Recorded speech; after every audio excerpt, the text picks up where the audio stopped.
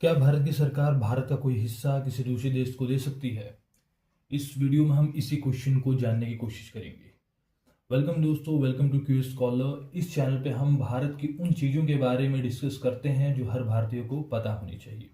तो चलिए वीडियो को शुरू करते हैं। देखिए क्या होता है कि जब आज़ादी मिली हमें 1947 में, तो भारत और पाकिस्तान का बंटवारा होता है।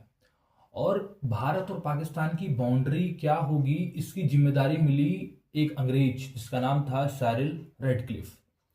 तो रेडक्लिफ को ये जिम्मेदारी मिली और उन्होंने जो बाउंड्री है वो बनाई धर्म के आधार पे। जिस एरिया में हिंदू लोग मेजोरिटी में थे वो भारत का हिस्सा बनाया गया, और जिस एरिया में मेनली डिस्ट्रिक्ट का लिया गया था, जिस डिस्ट्रिक्ट्स में मुस्लिम कम्युनिटी के लोग मेजोरिटी में थे, उसे पाकिस्तान में मिलाया गया। तो बंगाल और पंजाब का इस तरीके से विभाजन हुआ। लेकिन यहाँ पे कुछ गलतियां भी थी क्योंकि समय बहुत ज़्यादा नहीं था।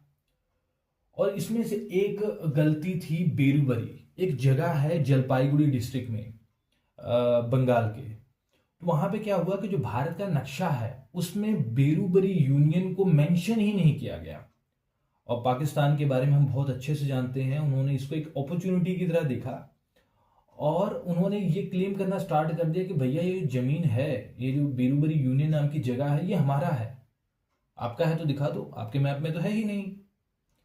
और फिर जो उस समय की जो हमारी भारत की सरकार थी, उन्होंने इन चीज़ों को देखा। ये मेनली मुद्दा 1952 के आसपास में सामने आया। मैंने इन चीज़ों को नोट्स के रूप में आप में ये देख लीजिए, लक्ष्मीकांत है और भी बहुत प्रतिष्ठित बुक्स हैं जिनसे चीज़ों को देख के मैं बहुत ही नोट सिंपल फॉर्म में नोट्स बना के आपके सामने लाया हूँ। तो फिर यहाँ पे भारत की सरकार ने मन बनाया कि हाँ ठीक है, हम दे देते हैं। 1958 में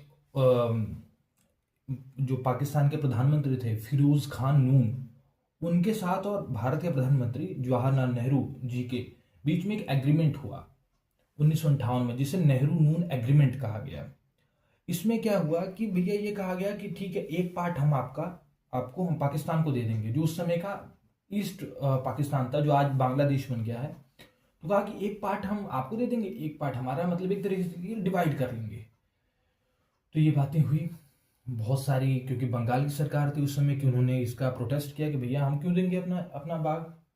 तो ये मैटर गया कि सुप्रीम कोर्ट में कि यहाँ पे क्या, और यहाँ पे भारत की सरकार ने भी इसके बारे में बात किया। और भारत की सरकार क्या सोच रही थी, क्योंकि आर्टिकल 3 है जिसमें हमारे कॉन्स्टिट्यूशन का, जिसमें बात की जाती है कि जो भारत की सरकार है, पार्लियामेंट है, वो चाहे तो किसी स्टेट की बाउंड्री को छोटा करे, बड़ा करे, नाम वगैरह चेंज कर सकती है। तो ये लॉजिक लगाया गया कि हम तो, क्योंकि बंगाल का हम बाउंड्री को थोड़ा छोटा करेंगे, एरिया को कम करेंगे, तो आर्टिकल 3 का हम यूज कर सकते हैं। ये लेके चल रहे थे।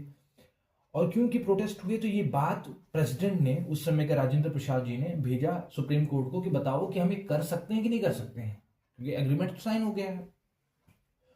तब यहां पे बेरूबरी यूनियन केस आता है 1960।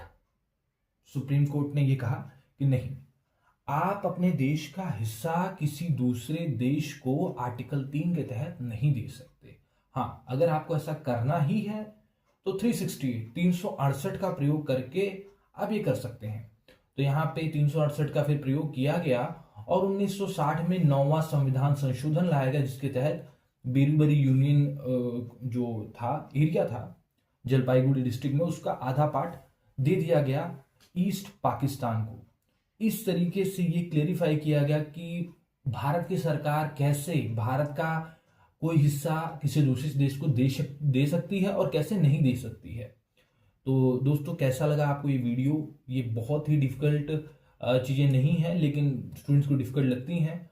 हम कोशिश करेंगे ऐसी चीज़ों को सिंपल वे में लेके आया जाए। अब हम एक कॉन्स्टिट्यूशन की सीरीज स्टार्ट करने वाला है, जिसमें हम सभी आर्टिकल्स को छोटी छोटी वीडियोस के माध्यम से आपको बताएंगे।